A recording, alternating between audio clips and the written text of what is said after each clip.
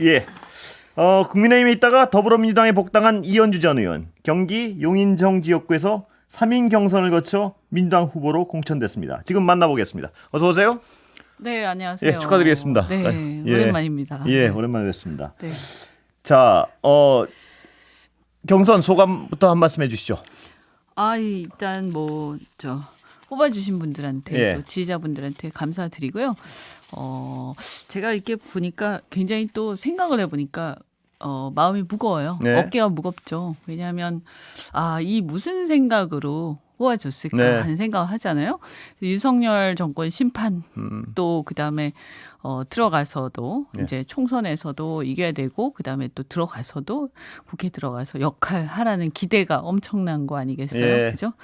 예. 그래서 사실은 이렇게 지지하기가 쉽진 않았을 텐데 약간의 어떤 거부감이 있는 분들도 있을 거 아닙니까? 예. 본인에 대해서요. 예, 그럴 수 예. 있잖아요. 예. 뭐 다는 아니더라도 예. 일부. 그런데 굉장히 높게 지지해 주신 그 마음이 뭘까 생각을 해봤습니다. 그 마음은 정권 심판이다. 이렇게 네. 해석을 하시는군요. 네네네. 예. 그 지역 분위기가 뜨거웠습니까? 보시기에? 예, 그렇죠. 굉장히 또 치열했죠. 예. 네, 막판에는. 그렇습니까? 네네네. 예. 네. 그리고 또 뭐 어쨌든 청년 비서관이긴 하지만 문재인 정권 때 비서관 하셨던 분도 있었고요. 그다음에 어쨌든 이제 이재명 대표하고 굉장히 가까운 분도 계셔가지고 사실 어떻게 보면 친문 친명 사이에 껴가지고 있었죠. 어려움을 강조하신 게 나 잘했다 뭐 이런 말씀. 아니요. 그래서 제가 예. 생각할 때는 예. 개파의 문제라기보다는 그런 민심이 있는 것 같다. 자, 이런 지역에 가보면요. 그 민심이란 것이 지역 사안에 대한 민심도 있을 거고요. 아까 말씀하신 정권 교체에 대한 그 열망도 있을 거고요. 그 지역에는. 네. 어느 쪽이 강했습니까? 보시기에.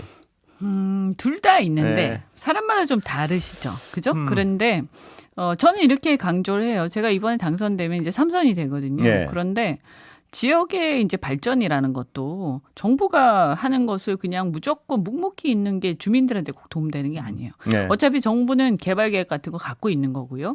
그러면 지역의 국회의원은 이 주민들이 정부 위주의 개발 계획에 의해서 거기 들어오는 기업이라든가 이런 개발업자들 위주로 가지 않고 네. 주민들의 편의와 이런 것들, 주민들의 생각을 조화롭게 반영시킬 수 있는 사람이 국회의원이 돼야 네. 이게 제대로 가는 거거든요. 그렇다면 이 의원님께 그 지역 현안 중에 네. 가장 급선무가 뭐고 어떻게 해결하겠다는 말씀 하나 듣고 다른 전반적 정치 얘기로 좀 넘어가겠습니다. 그래서 저희 지역 같은 경우에는 이제 용인 플랫폼 시티 네. 이게 이제 예정이 되어 있습니다. 그래서 특히 서울로 출퇴근하시는 분들이 많기 때문에 이 SRT하고 그다음에 GTX-A 노선 이런 것들이 이제 서울에서부터 동탄까지 연결되는 예. 이 선상에 이제 용인역이 이제 플랫폼 시티 용인역이 생기고 그 주변으로 해서 플랫폼 시티라고 해서 예. 새로운 어떤 개발 또 어떤 그 프로젝트가 있는데요. 요걸 제대로 잘 완성시키고 주민들이 원하는 쪽으로 주민들의 삶의 질을 높일 수 있는 방향으로 그래서 완성시키는 게 제가 또 해야 될 중요한 일 중에 그 하나입니다. 프로젝트의 어떤 진행 방향에 대해서 여당 후보랑 이견이 있습니까? 이견은 없겠죠. 예. 왜냐하면 다 잘하겠다고 예. 얘기를 하니까요. 하지만 제가 볼 때는 이런 것을 할 때는 어쨌든 이 정부를 잘 견제하고 예. 또 경험이 있는 사람이 필요하다. 그래서 그런 것들을 정부 또는 경기도 또 주민들 이런 의견들을 잘 조화롭게 조정하고 그런 것들을 협의를 많이 해본 또 경험이 있는 후보가 더 네. 중요하기 때문에 저는 이제 제가 이번에 이제 힘 있는 3선이 돼서 예. 또 정부를 견제하면서 목소리 내가면서 하겠다 이렇게 얘기하고 있죠. 그 아까 잠깐 말씀 꺼내시다 만 것 같은데요. 본인에 대한 불호도 있다. 있겠죠. 네. 불호에는 뭐 제가 불편하지만 여쭤보면 당 왔다 갔다 한번 하신 거. 네네. 거기에 대해서는 어떻게 설명을 하셨습니까? 그러니까 이제 민주당 지지자들 입장에서는 이제 과거에 민주당에 대한 비판을 제가 많이 했던 부분이 예. 있는 거고요.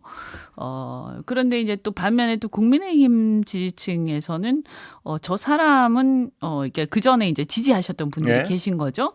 그런데 이제 왜 민주당으로 갔냐. 네. 그냥 국민의힘으로 나오지 이렇게 생각하시는 분들도 계시고 그런데 중요한 건 뭐냐. 저는 이렇게 얘기를 하죠. 어쨌든 가장 정의로운 길, 가장 올바른 길을 난 선택해서 간 것인데 예. 그것을 잘 이해를 해달라. 왜냐하면 지금은 우리가 가야 할 길은 이 윤석열 정권과 여러 가지 지금 일어나고 있는 많은 무능한 상황 그리고 이 굉장히 심각한 이 파탄 경제 파탄을 비롯해서 여러 가지 실정에 대해서 심판을 하고 이것을 바로잡는 것이기 때문에 나라를 바로잡는다라는 의미에서 함께 해달라라고 얘기하고 있죠. 예, 아주 짓궂은 질문인데 또 옮기실 일은 없죠? 저는 예. 다 경험했잖아요. 예. 저는 제가 많은 것을 경험했다고 생각을 예. 합니다. 그래서 제가 공천 때문에 이동을 한 적은 한 번도 없고요. 예. 항상 야당으로 갔죠. 예. 어려운 곳으로 그건 갔습니다. 있네요. 예. 네, 저는 항상 권력에 대해서 비판적이고 예. 기득권에 대해서 비판적인 입장 갖고 있기 예. 때문에 그런 면에서 제가 이렇게 경험을 해보니까 예. 민주당이 그래도 뭔가 이런 면에서 국민들의 어떤 제가 아까 얘기한 기득권과 싸우고 또 새로운 세상을 만드는데 그래도 민주당이 더 낫다. 예. 국민의힘 같은 경우는 지금은 보수 정당이 아니다. 예. 이것은 검찰당이다. 이렇게 예. 생각합니다. 자, 그럼 현안 좀 들어가 보겠습니다. 네. 정치 일반론에 대해서요. 지금 가장 뜨거운 것은 이종섭 전 국방장관 건인데요. 네. 어떻게 보세요? 이 건에 대해서 법률 가시고 또 예. 범인 도피죄죠. 예. 범인 도피죄. 예. 네. 이것은 뭐 이분은 어차피 출국 금지된 상태 아니었습니까? 예. 그런데 이것을 해제할 마땅한 이유가 없죠. 예. 출국 금지도 사실은 처분이기 때문에 정당한 사유가 없는데도 불구하고 해제를 한 이 상황에 대해서 예. 저는 책임을 물어야 한다라고 생각을 하고요. 그리고 이 사람을 이렇게 임명을 한 것에 대해서 저는 사실상 범인 도피죄다. 근데 예. 이걸 누가 임명했냐? 윤석열 대통령께서 임명하셨다. 그러면 저는 사실 이게 대통령실이 한 일이냐 아니면 이 외압이 있지 않습니까? 예. 이 최상병 죽음에 대한 수사를 외압 의혹이 있잖아요. 네. 그런데 이 외압 의혹에 아주 그 중요한 사람이 바로 이종섭 장관 아닙니까? 그러면 이분을 갖다 이종섭 장관을 이렇게 임명을 대통령이 강행을 했다? 모를 리가 없는데 네. 그렇다는 얘기는 이게 대통령실 차원의 외압이 아니라 그 몸통이 예. 대통령이라는 것을 반증하는 거 아니냐 이거. 뭔가 굉장히 대통령실이 아니고 대통령이 몸통이다 이 말씀이신가요? 네, 그런 것을 반증하는 거죠. 예. 그죠? 입증하는 것, 뒷받침하는 거죠. 그러니까 이렇게 급히 아주 부랴부랴 밖으로 빼낸 거 아닙니까? 예. 더군다나 이게 사실 이종섭 장관 문제만 있는 게 아니에요. 예. 이번 공천 자체가 저는 국민의힘의 공천이 국기문란 공천이다 이렇게 생각하거든요. 예. 그중에 대표적인 게 바로 임종득 안보실 차장. 예. 이 사람도 이종섭 장관과 함께 이 외압의 의혹 선상에 있는 사람이고요. 또 국방부 차관이었던 신범철 차관. 예. 이 사람은 또 천안갑에 그 단수공천 받았지 않습니까? 그러니까 임종득 그 안보실 차장 같은 경우는 국힘의 양지 중의 양지인 경북의 영주로 단수공천 받았잖아요. 예. 이게 뭐지? 이 사람들이 무슨 특히 임종득 같은 경우는 정치인이 아니었어요. 원래 활동하던 사람도 아니고. 예. 그래서 이거는 보훈공천이고 어떻게 보면 범인 도피를 위한 일종의 입막음 공천이죠. 예. 그래서 이건 전체적으로 저는 굉장히 심각하다.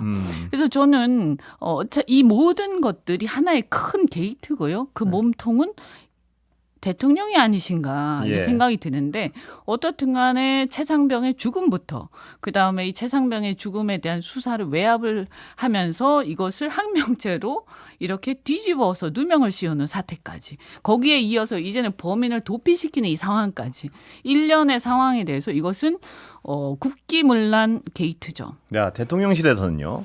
네. 고발 조치된 사람은 수사받는 사람은 아무것도 못 맞냐. 출국 금지해놓고 소환도 안 했지 않느냐. 뭐 이런 주장을 하는데 어떻게 보세요? 그것은 정부 관계 기관끼리의 얘기고요. 예. 국민들이 볼 때는 그렇지가 않죠. 예. 출금을 해놓고 소환을 했냐 안 했냐가 중요한 게 예. 아니고 어쨌든 이 사람 의혹의 가장 중요한 핵심에 있는 사람이에요. 그런데 이 사람을 왜 하필 그것도 국내에도 여러 자리가 있잖아요. 예. 왜 하필 호주로 보냅니까? 그리고 호주로 보내면 이런 사람을 호주로 보내면 이 외교 관계가 어떻게 되겠어요? 예. 그죠? 왜 이렇게 멀리 보내는 거예요? 그리고 이번에 보니까 호주 ABC라는 공영 방송에서 당연히 이런 사건들, 그렇습니다. 일련의 사건들이 보도가 되지 않습니까? 그러면 대통령실은 뭐라고 변명을 하느냐? 이 사람 왜 필요하냐라고 하면 방산 협력과 무슨 뭐 군사 협력 때문에 필요하다라고 하는데 이게 협력이 되겠습니까? 예. 그리고 호주라든가 이런 영미권 그 국가들은요, 이런 비리선상에 있는 사람은 하고는 거래를 안 합니다. 거래하는 것 자체가 자기들한테 나중에 문제가 되기 때문에. 예. 그런데 이제 그러면 호주하고의 방산 협력 자체도 지금 힘들어지는 상황이 되는 거고 아주 이건 국가적 망신이죠. 예. 그래서 저는 이렇게 대놓고 범인을 도피시키고 예. 부끄러운 줄 모르고 문제 제기하는데 떳떳하게 큰 소리 치고 이 나라가 이게 나라가 아니죠. 저는 군에 자식을 보낸 사람들, 군에 지금 가 있는 또는 군을 갔다 온 많은 우리 젊은이들 이 사람들이 우리 국민들이요 지금요 아주 이 사건은요 보수와 진보의 문제가 아닌 거예요. 제가 아까도 아까 당 저한테 물어보셨지만 저는 우리의 지금 상황이 과연 지금 보수와 진보의 문제냐 국가의 근간이 흔들리는 문제고 예. 국기문란 상황이다. 예. 그래서 이게 아주 대표적인 사건이거든요. 그래서 제가 국회에 들어가면 다른 것도 중요하지만 이 사건만큼 끝까지 그냥 있지 않겠다. 대통령실에서는 또 툭하면 특검이냐 이런 주장도 하는데 어떻게 보세요? 툭하면 거부권입니까? 예. 그죠? 그러면 특검 하는 거 몇 개 좀 봤죠? 예. 왜 하나도 안 받고 전부 다 거부권 예. 행사합니까? 받으면 이것도 다 특검 툭하면 안 할 텐데 이 말씀이시죠? 그렇죠. 예. 그러면 누가 끝까지 그럼 국민의 민심이 뭔지 봐야죠. 예. 결국 중요한 거는 우리 국민들의 대다수가 최상병 사건의 이 사건의 진상을 규명해야 된다고 생각하냐? 저는 확신하는데 물어보면 압도적 다수가 찬성할 거고요. 예. 그다음에 이 상황에 대해서 이게 문제가 있냐 없냐라고 물어보면 압도적 다수가 문제가 있다고 예, 얘기할 그 겁니다. 말씀을 하시니까 제가 하나 여쭤보겠습니다. 이게 선거 한 달도 안 남았는데요. 네. 이 이종섭 전 장관이 뭐 출국금지 풀고 내보내고 이 과정이 절대 도움이 안 된다는 건 누가 정부적 판단해도 알 텐데 네. 왜 이렇게 지금 왜 이렇게 하냐. 무리를 한다고 해석하세요? 저는 우선 예. 외국으로 보내야 된다라는 판단이 있었던 예. 것 같습니다. 거기에다가 이 사람을 이상한 어디 구석에 있는 어떤 나라로 보내는 건 너무 이상하잖아요. 예. 그나마 그래도 뭔가 거리라도 만들 수 있는 아까 방산 협력이라든지 그러다 보니까 이 호주 대사를 계속 비워넣을 수도 없는 거고요. 그래서 그런 상황이 있지 않았을까라고 짐작이 되고 또 하나는 뭐냐. 저는 만에 하나 네. 총선에서 패배했을 경우에 그 뒤에 상황이 비록 지금도 다수 의석이 야당이고 그때 가서 야당이 이긴다고 해도 의석수 차이는 별로 없을 수도 있어요. 네. 오히려 줄어들 수도 네. 있죠. 하지만 총선에서 심판을 받았다라는 건 굉장히 큰 문제거든요. 저는 총선에서 야당이 이기는 순간 의석수의 차이는 별로 없다고 하더라도 상황 자체가 이것은 여론의 입증이 되는 거기 때문에 네. 상당히 그전처럼 쉽게 거부권 막 남발하고 이럴 수는 없다. 그래서 바로 저는 레임덕이 올 것이다. 그리고 이제 그 다음에 바로 대선이기 때문에 네. 지방선거와 그래서 이제 반바퀴를 돌아가기 때문에 공무원들이 이제 움직이는 게 저는 달라질 거라고 봐요. 예. 그동안 그걸 겁내는 거겠죠. 예. 경선 해 보시고 네. 지역 민심 보셨는데 수도권에서는 불리해졌다는 한 불과 일주일 전에는 그런 보도가 많지 않았습니까? 여론조사 결과도 있었고요. 가지고 그런 얘기들이 그런데 있었죠. 그 과정과 지금 과정을 직접 현장에서 겪으시면 어떻게 해석하십니까? 저는 우리가 긴장은 해야 됩니다. 예. 그리고 공천 결과에 대해서는 제가 만나본 분들은 그렇게 나쁘게 얘기하시진 않았어요. 예. 왜냐하면 그래도 변화가 있었다. 민주당은 예. 이런 얘기들을 하시거든요. 국힘보다 오히려 낫다는 얘기도 예. 하시고 다만 그 과정이 왜 이렇게 매끄럽지 못하냐 이런 건 있었는데 이제 그 과정이 이제 끝났지 않습니까? 그래서 이 부분에 대해서 우리가 앞으로 정말 좋은 모습, 그러니까 끝났으니까 완팀되는 모습 보여야 됩니다. 이것을 우리가 긴장은 해야 되지만 절망할 상황은 절대 아니다. 제가 볼 때는 정권 심판이 그동안 2년 동안 있었던 상황들에 대해서 국민들이 웬만하면 결코 잊고 있지 않다. 예. 그럼 예를 들어서 만약에 이것이 바뀌려면 만약에 총선에서 심판 의지가 약해지려면요. 2년 동안 있었던 모든 문제나 실정에 대해서 정부가 또는 대통령이 나서서 나 잘못했으니까 나 지금 성찰하고 있으니까 예. 우리가 기조를 좀 바꾸겠어. 좀 죄송합니다라는 얘기가 거짓말로라도 좀 있어야 되거든요. 한마디도 그런 적이 없어요. 그럼 이 얘기는 뭐냐? 총선 지나면 오히려 더 심해진다는 얘기잖아요. 언론과 검찰이 다 장악됐는데 예. 그렇기 때문에 지금 국민들한테 저는 우리가 유세를 또 할 때 계속 얘기를 해야 되죠.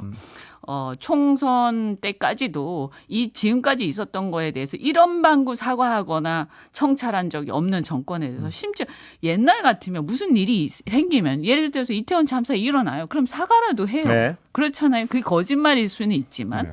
근데 한 번도 한 적도 없고 너무나 뻔뻔하고 나는 잘했다 이 기조지 않습니까? 네.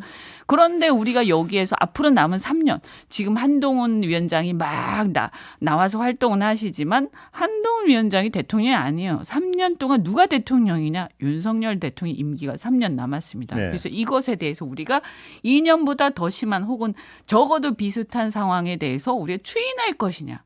그 의사를 국민은 투표로 표시하는 것이다. 예. 그럼 뭐라고 추인하실 겁니까? 안 하실 겁니까?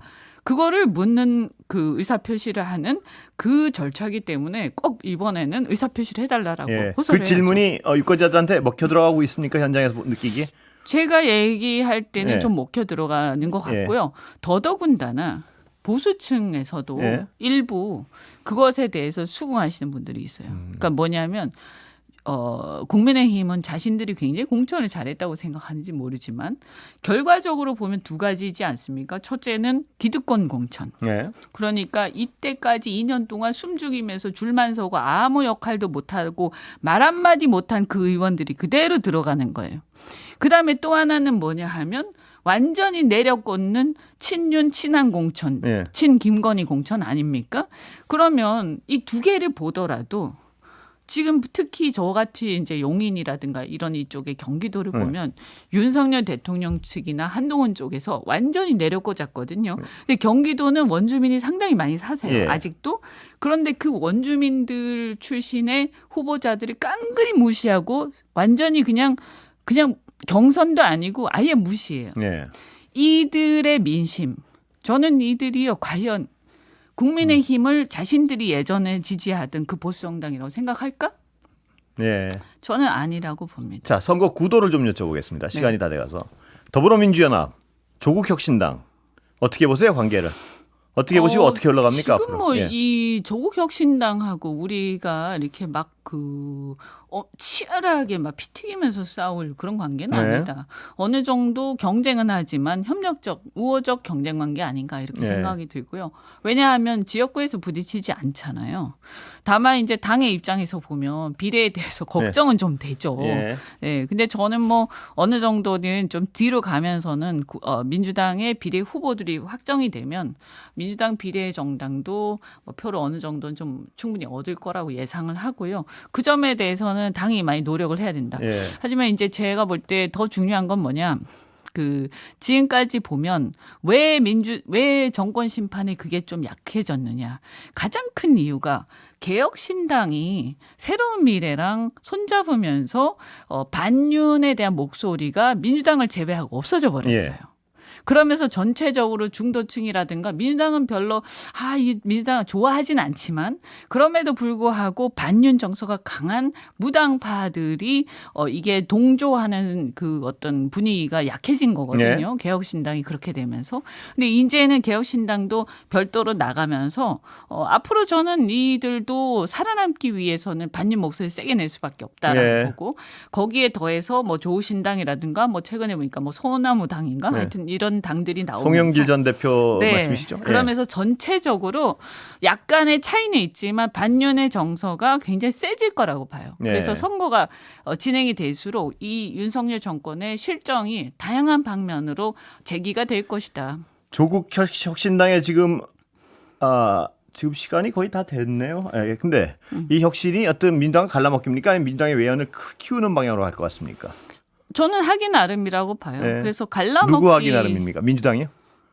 양쪽이 다. 예. 양쪽이 다. 그다음 지지층도 그렇고. 그래서 우리는요. 아까 말씀드린 것처럼 저는 심지어 개혁신당조차도 지역별로는 경쟁을 하지만 네. 전체적으로 보면 반윤 정서가 보편화되는 것이 또 실제 보편적이에요. 예. 60% 이상이 자, 반윤이거든요. 시간 다 그러니까 돼서 그 예. 어떤 윤석열 정권에 대한 비판적 예, 이번 의식이 굉장히 여기까지 넓게 하겠습니다. 퍼지는 게 중요하다라고 생각합니다. 지금까지 경기 용인정 민주당 이현주 후보였습니다. 아, 네, 고맙습니다. 많이 도와주세요. 네, 많이 감사합니다. 응원해 주세요. 네, 안녕하세요.